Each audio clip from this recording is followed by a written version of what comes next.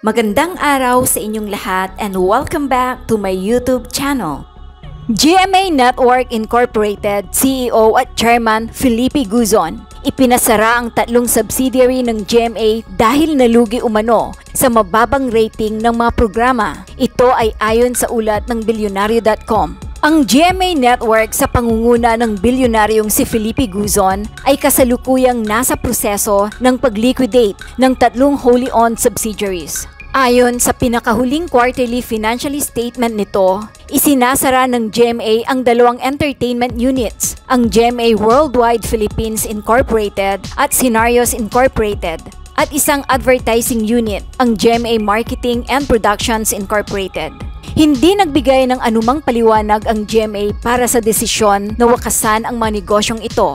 Ang mga dokumentong nakalap mula sa Securities and Exchange Commission ay nagpapakita na ang GMA Worldwide na nabuo noong 1996 ay tumigil sa operasyon nito noong 2019. Una nang binalak ni Felipe Guzon na panatilihin ang GMA Worldwide bilang dormant entity habang naghahanap ang management ng mga bagong pagkakataon sa negosyo.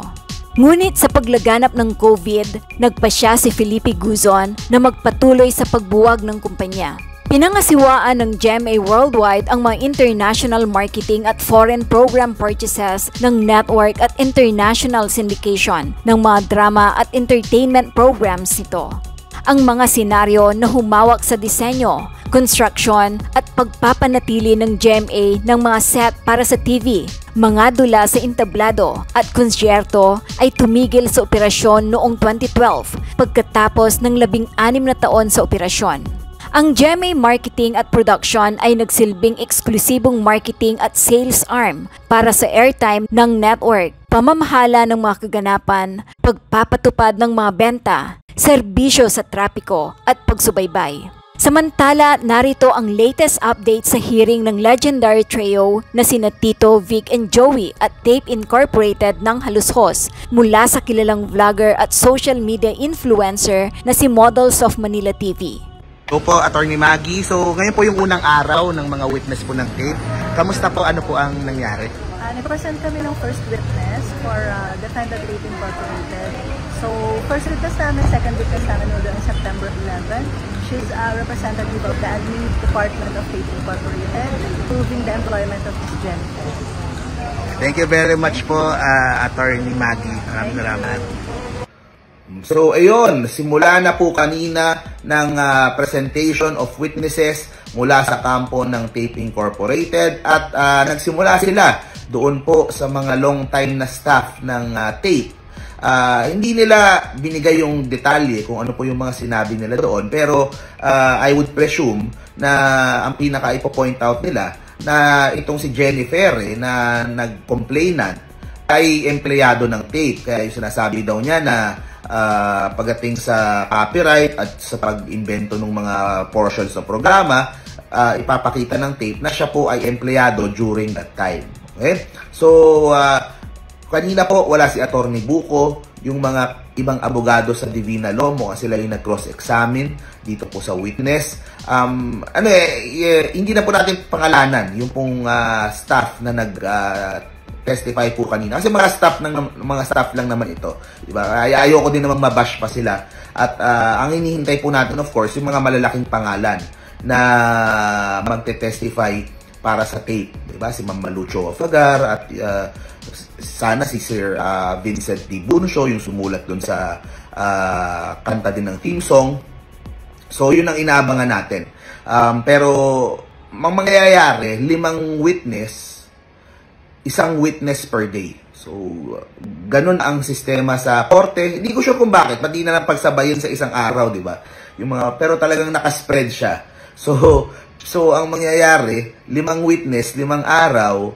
Pero, hindi na ganun kalayo yung pagitan. Ang susunod na hearing ay sa September 11, sa Lunes. Okay? So, medyo na tayo.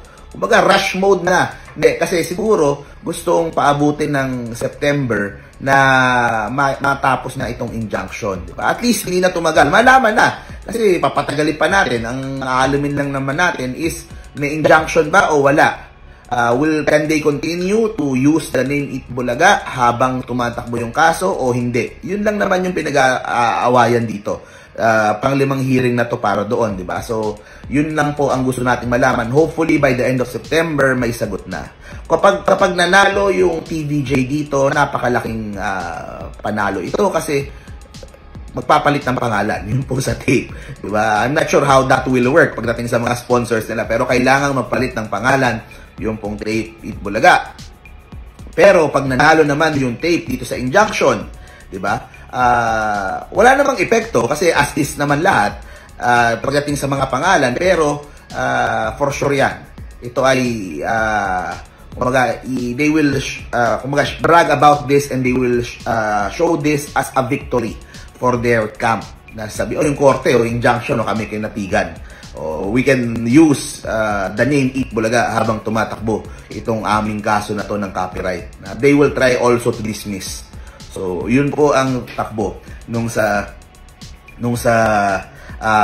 Marikina na kaso. Okay, so sinubukan ko din tanungin pagdating po yung sa YouTube. Okay, so babalikan na lang ako ni Attorney Maggie pagdating dyan. Maganda klaro din natin para alam natin kung ano ba yung nangyayari doon sa YouTube account ng tape, kung ano ba ang plano nila dyan. Diba? Kung ang yan ba ay nakuha nila. And maganda matanong din sa TVJ kung plano ba nilang mag-apila o plano ba nila sumulat sa Google para mabawi yung pong malaking YouTube account na yan. So, ang daming pinag-atalunan, di ba? Baka susunod, Facebook page naman ang pagtalunan. So, maraming mga aspetong ganyan. And, dahil nga wala si Atty. Buko, hindi ko natanong. So, maganda, matanong ko din sa side nila kung ano pa yung mga plano. Pero yun, I think sa Monday, another witness na naman. Admin uli. So, baka hindi na naman kilalang pangalan ang sasalang para sa tape. Pero yun, ako, malapit lang naman sa bahay, so wala talagang problema sa akin. Ako na lang ang nagko-cover doon, wala nang media, wala na masyadong fanfare. Yung interest ng tao, hindi na din ganun kalaki. Diba? Obviously naman, kasi pang-4 na buwan na ito, so medyo nagsasawa na rin yung iba. Pero sinimulan natin yung kaso, tapusin natin. Gusto kong mai-report sa inyo lahat po nung nangyayari. So yan po ang latest dun po sa 5th day of hearing ng TVJ versus tape. Itong September, ratsyada na po yan, sunod-sunod na yung pong mga 5 witness ng tape, at pagkatapos magkakaroon tayo ng desisyon para po dito sa injunction. Update lang kahapon sa mga di nakapanood pa nung video. Pumunta ako doon, alas 8, akala ko umaga. Yun pala, hindi umaga, tanghali pala. Umuwi muna ako. Tapos nung pagdating ko ng tanghali, nakadating na yung witness, staff ng tape, okay? Admin doon sa tape. Hindi na natin nilabas yung pangalan, ayaw na nating mabuli pa, hindi naman siya mataas na katungkulan. So nag-testify siya kahapon. Wala si Atty. Buko, nandoon si Atty. Maggie. Nakausap ko si Atty. Maggie at ang sabi, merong 5 witness ang tape ngayong buwan. Tatapusin for the month of September, 1 witness per day per hearing para magkaroon ng desisyon sa injunction by the end of September. So, 5 araw.